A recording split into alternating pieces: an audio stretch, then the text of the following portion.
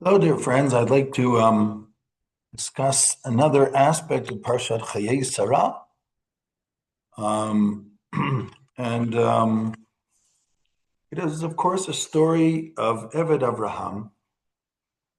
And the story of Eved Avraham, who is sent by Abraham to find Abraham's servant, to find a son for Isaac. And the unusual thing, which the Midrash, which I'm going to read, raises, is the amount of space that is given in the Torah. It's given 2 to 3 columns in the Torah scroll, which is quite a bit. Many verses are mentioned here in this story because the story is told 3 times. The first time is when Eved Avraham, Abraham's servant, who according to our tradition was Eliezer, comes to um, the well. And before he comes to the well, he says to God, well, can you show me a sign? I want to know that I find the right girl for Isaac, because I'm supposed to find a girl from the family. So let the first girl who I say to her, can you offer me some water? And for the camels, if she agrees to all this, I'll know it's the right girl. And then, of course, he comes to the well, and Rivka comes, Rebecca, and she actually said, and he says, "Can you give me something to drink?" And she says, "For you and for the camels, etc." And she actually gives them a lot to drink. It's him and the camels, etc. But by the way, well, I'll get into this more when we talk about it, the midrash, and then the third time, so that it's told the second time, of course, by the narrative. And the third time, when he meets with Laban and with Bethuel, he tells the story again. And he says, this is what happened, and the promise was fulfilled. And Laban says, Me Hashem Yatzad Davar, this is from heaven, so therefore Rivka should be the wife to your master. And of course, the very fact that she was from the family was, of course, another testimony to this. The fact that it just happened to be the right girl, which he probably did not even know in advance. Now, the Midrash has a very funny thing to say about this, but I think it's very interesting. And it says like this: it says Midrash Rabbah on chayei Sara, Parsha 60. So the Midrash brings here in number 8, in paragraph 8. Amar Rabbi Acha said, Yafa sichatan shel avtei batei avot mitoratam shel banim. Now, the word here, yafa means pretty or lovely, but in this case, it means greater than. How do I know that? For instance, if you take Pirkei Avot, the ethics of the fathers, in the ethics of the fathers, it says, Yafa sha'a achat shel Torah masim tovim olam hazeh mikol chayei olam haba. There's an expression in the Pirkei Avot, the ethics of the fathers, and they use the same word yafa, and it means greater, or greater is one moment, 1 hour of doing the Torah and fulfilling the mitzvahs in this world than all of the world to come, because we get the world to come through what we do in this world.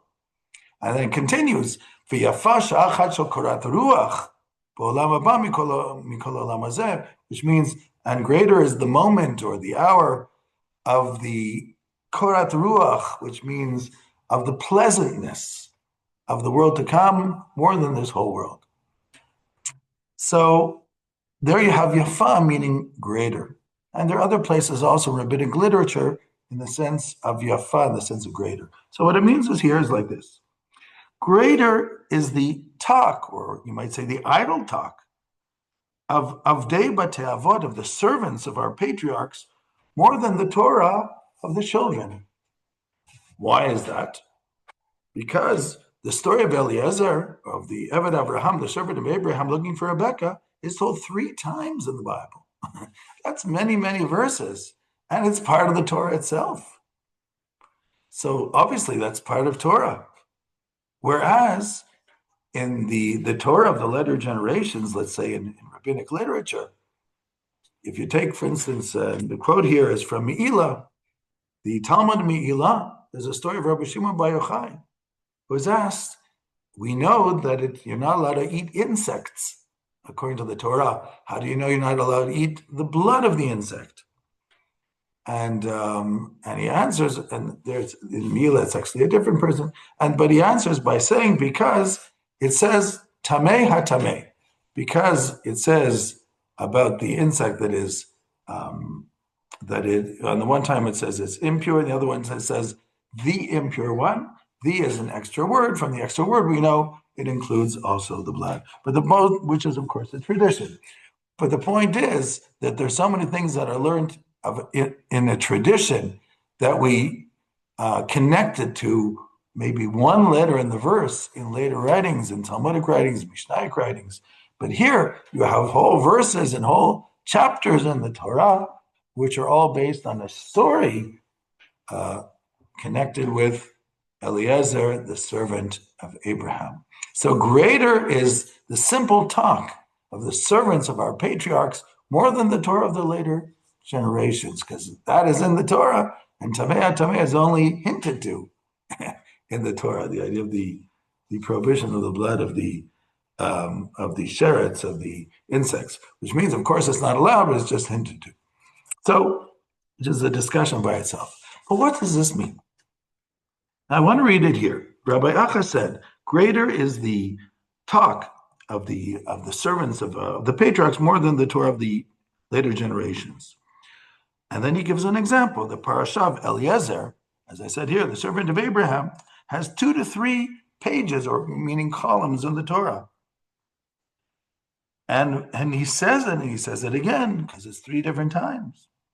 Whereas with the laws of the insects, as we said before, is only learned from one letter in the Torah. Rabbi Shimon Bar Yochai says, Tameh HaTameh. Rabbi Lezer ben Yossi says both. There's a discussion whether it's from the Vav or from the Hey in Me'ilah Yud Zayin. Then right after that, the Midrash brings another interpretation, but it'll come out the same. It says, and water to wash his legs, meaning the leg. Rivka brought water to wash the legs of Eliezer, Abraham's servant, and also for the men who were with him.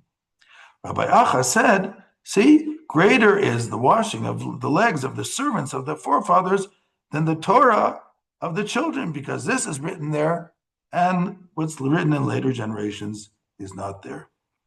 And again, they go back to the example of the insect. So what does this mean?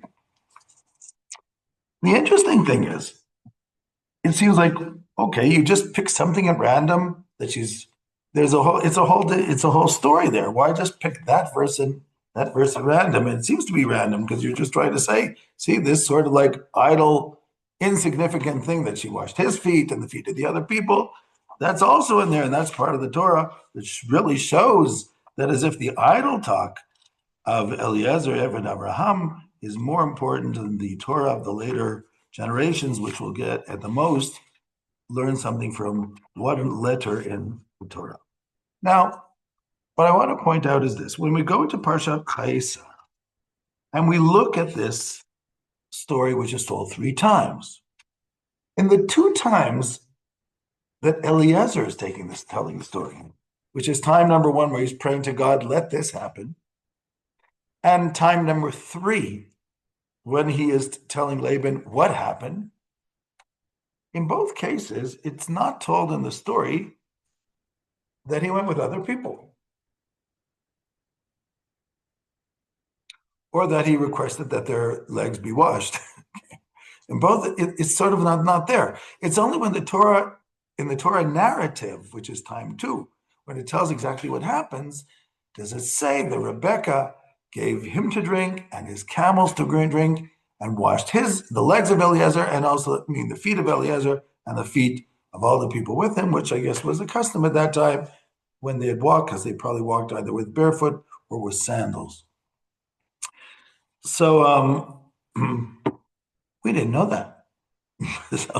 so this idle talk, all of a sudden, it has 2 versions in the idle talk. Now, why is that significant?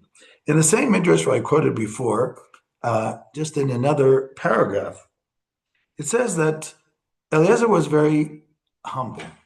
Why? because remember, he's coming with 10 camels full of lots of stuff. Gold and silver and food and cakes and whatever. And he meets Rebecca, and he introduces himself before he asks for something, says, Eved Avraham Anochi. I am the servant of Abraham. Now, if he was just by himself, coming with all this stuff, he looks pretty important. So the Midrash says, since he came with all this stuff, but he said, I'm just a servant of Abraham, meaning everything belongs to Abraham. So it shows how humble he was, because he could have said, hi, my name is Eliezer. Ooh, this guy's really rich, right? I should listen to what he has to say. But right away he says, no, I'm the servant of Abraham. So he's trying to put himself down. But when you read the narrative, then you really understand what's going on here. Because not only did he come with 10 camels, but he came with a whole bunch of men with 10 donkeys. But he came with a whole bunch of men who were probably also riding those donkeys, or possibly in addition to the donkeys. Maybe they were riding camels. Most probably the men were riding camels, and the donkeys were to bring these supplies. So you had him and the camels in plural. And at the beginning, we don't know who the camels are, but from the narrative, we find out that there are other men riding them. So he's leading a delegation. And therefore, he could pretend that he's very important, leading a delegation and bringing all these treasures. Right away, he says, no, I am not the owner of the Ferrari. I'm just the chauffeur. That was a metaphor. He says, I'm just the servant of Abraham. That's who I am. So there are things we can learn from that in the narrative that we didn't know from before. Now, what does this mean? I want to give a different interpretation of the whole concept here. What is this story told 3 times in the Torah? According to the Midrash, it's to tell us the importance of these stories. What does that mean? The truth is that the book of Genesis in general, of Breshit, is full of stories. It's all about stories. In fact, the first Rashi on Breshit wonders why the Torah started here, not from the first mitzvah, which is told in Genesis in Shemot chapter 12. But the idea here is that there's something to learn from stories of life. There's an acronym, a well-known acronym, that the word Yisrael, which means the people of Israel, is the Reshei Tivot. It's an acronym. And is Yisrael, Yesh Shishim Ribo Otiot La Torah. There are 600,000 letters in the Torah. And if you take those words, the first letter, Yisrael, meaning, and there's slightly more than 600,000 letters in the Torah. But every Jew is like a letter in the Torah. Because remember, 600,000 are the ones mentioned in the book of Numbers and Bamidbar of those who came out of Egypt. It was actually 600,000 men between the ages of 20 and 60. There were more, but this became, I would say, the iconic number of the people of Israel. And so when the Torah has slightly more than 600,000 letters, you can see a connection between this and what we call the basic souls of Israel, the 600,000. So every Jew has his letter in the Torah, every Israelite. And because of that, every life lived, every story of a life lived is a letter in the Torah, and it has to be learned.